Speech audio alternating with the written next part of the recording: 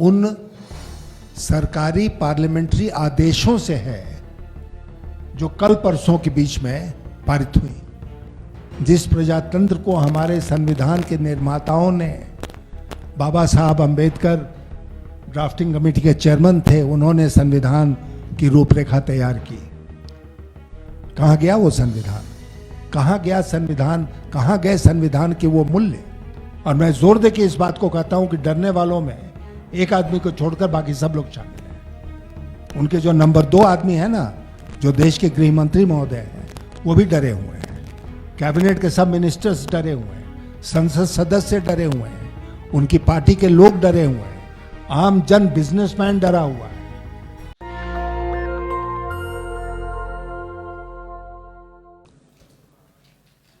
Media के हमारे मित्रों, आज लगभग पूरे देश का भ्रमण समाप्त करके मैं रांची में हूं। और हम लोगों ने इसको प्लान ही इसी तरह किया था कि अभियान का अंत हम रांची से करेंगे, झारखंड से करेंगे।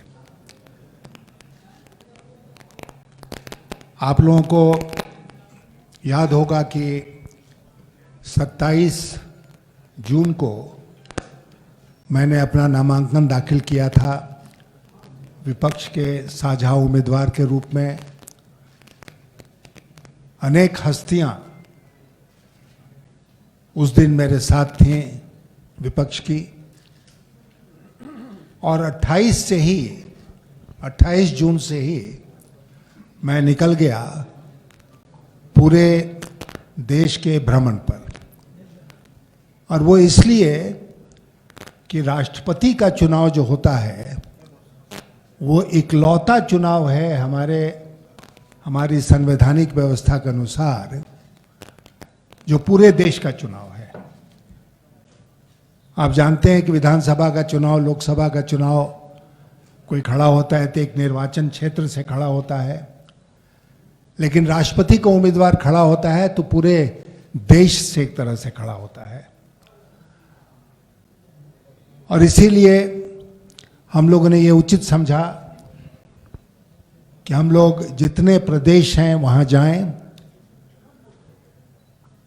और 2 कार्यक्रम वहां पर निश्चित रूप से करें।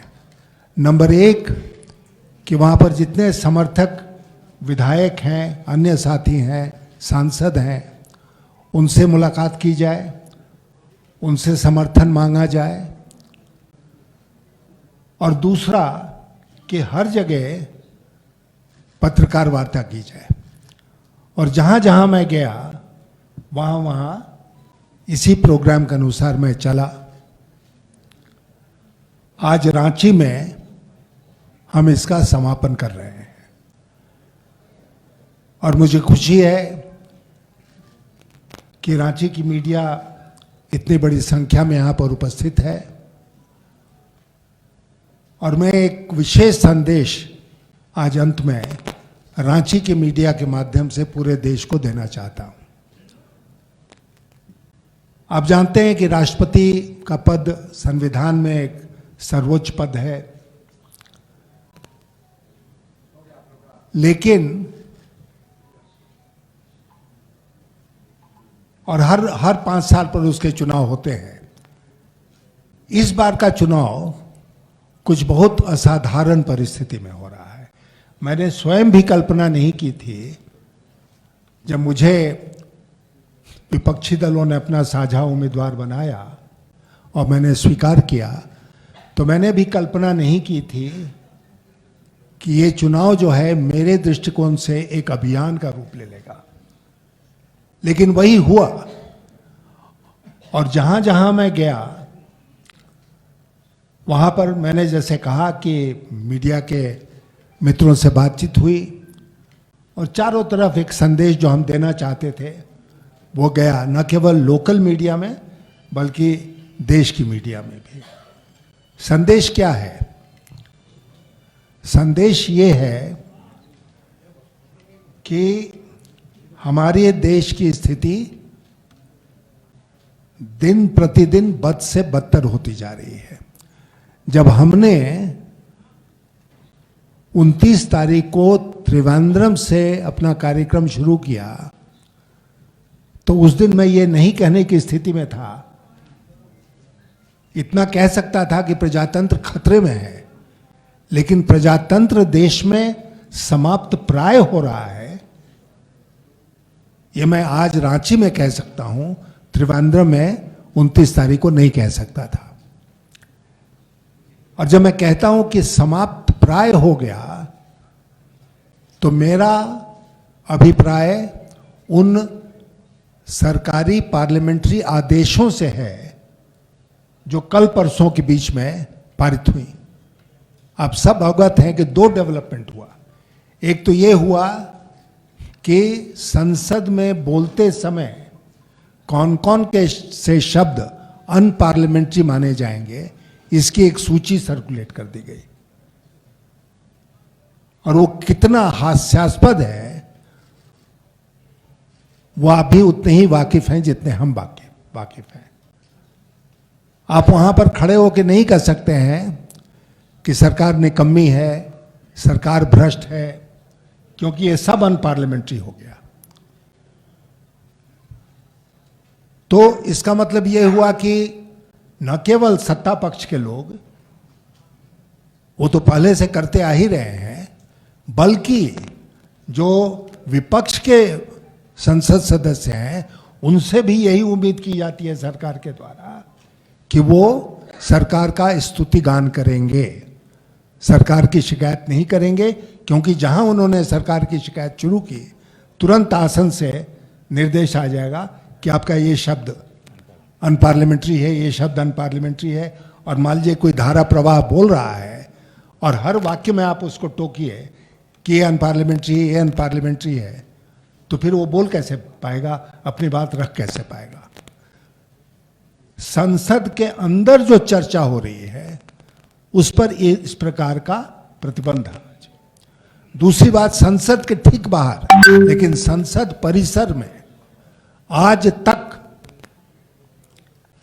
यह अधिकार था राजनीतिक दलों का, यह अधिकार था संसद सदस्यों का कि वो आके बाहर विरोध करें। कई बार ऐसा हुआ कि हाउस में विरोध हुआ और हाउस में विरोध होने के बाद जब हाउस अडजर्न हो गया, स्थगित हो गई कार्रवाई, तो तुरंत विपक्ष के लोग बाहर निकलते थे और पार्लियामेंट परिसर में आकर अपना विरोध दर्ज कराते थे। महात्मा गांधी जी की जो विशाल प्रतिमा है उसके सामने बैठते थे, अंबेडकर जी की जो प्रतिमा है वहां बैठते थे, पत्रकार मित्रों से बातचीत करते थे। अब आप ऐसा नहीं कर सकते। पार्लियामेंट परिसर के भीतर किसी प्रकार का विरोध प्रदर्शन आप नहीं कर सकते। तो पार्लियामेंट के अंदर भी नहीं बोल सकते, पार्लियामेंट के बाहर भी नहीं बोल सकते। जो टेम्पल ऑफ डेमोक्रेसी कहा जाता है, लोकतंत्र का मंदिर, देश का संसद, उस संसद का यह हाल हो गया। इसके पहले जो लोकशाही की संस्थाएं थीं उसका एक एक करके किस प्रकार ह्रास हुआ, हम सब उससे वाकिफ हैं, उसके विस्तार में नहीं जाएंगे। लेकिन आज लोकशाही का जो मंदिर है, प्रजातंत्र का जो मंदिर है, वो इस प्रकार खत्म हो गया। तो अब हम कैसे कहें कि प्रजातंत्र इस देश में बचा हुआ है? केवल 5 साल में एक वोट जाकर डाल देना वो प्रजातंत्र नहीं है। प्रजातंत्र को हर दिन जीवित रहना पड़ता है। वो प्रजातंत्र कहां गया जिस प्रजातंत्र को हमारे संविधान के निर्माताओं ने, बाबा साहब अंबेडकर ड्राफ्टिंग कमेटी के चेयरमैन थे, उन्होंने संविधान की रूपरेखा तैयार की। कहां गया वो संविधान? कहां गया संविधान? कहां गए संविधान के वो मूल्य? कहां गया हमारा प्रजातंत्र? इसलिए मैंने शुरू में आपसे कहा कि ये जो राष्ट्रपति के चुनाव की लड़ाई इस बार हो रही है वो उससे व्यापक हो गई। और ये भी मैं आपसे कहना चाहूंगा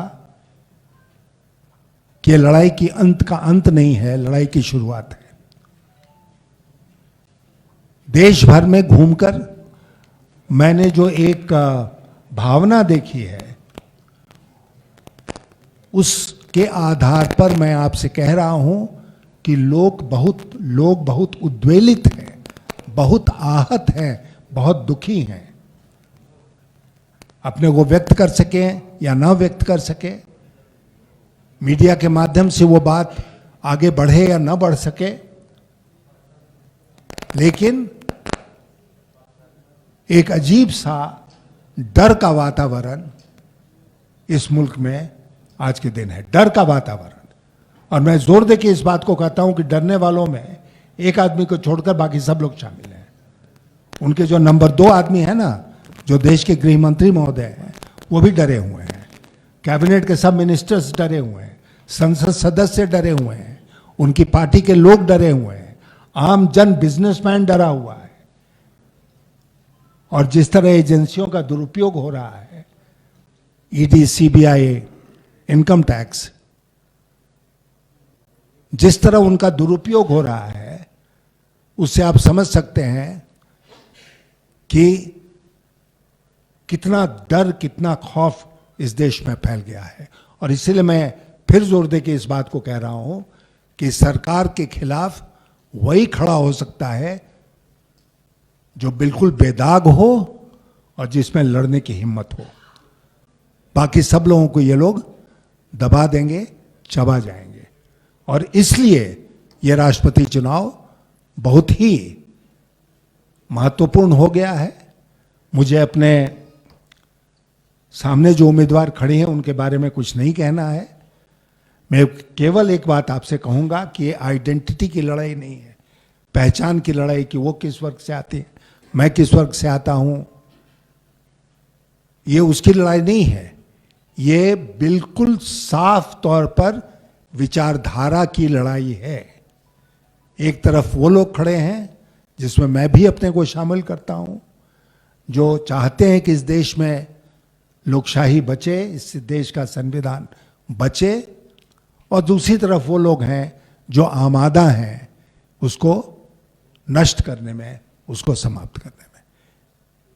इन very stark terms, this is the battle, this is the fight today. Thank you. National Dastak की आपसे गुजारिश है कि अगर इसको बचाना चाहते हैं तो नेशनल दस्तक को सब्सक्राइब करने के लिए रेड कलर के सब्सक्राइब बटन को दबाएं, फिर बेल आइकन की घंटी दबाएं। नेशनल दस्तक को बचाने के लिए बहुत जरूरी है कि हर खबर को शेयर करें, लाइक करें, कमेंट जरूर करें।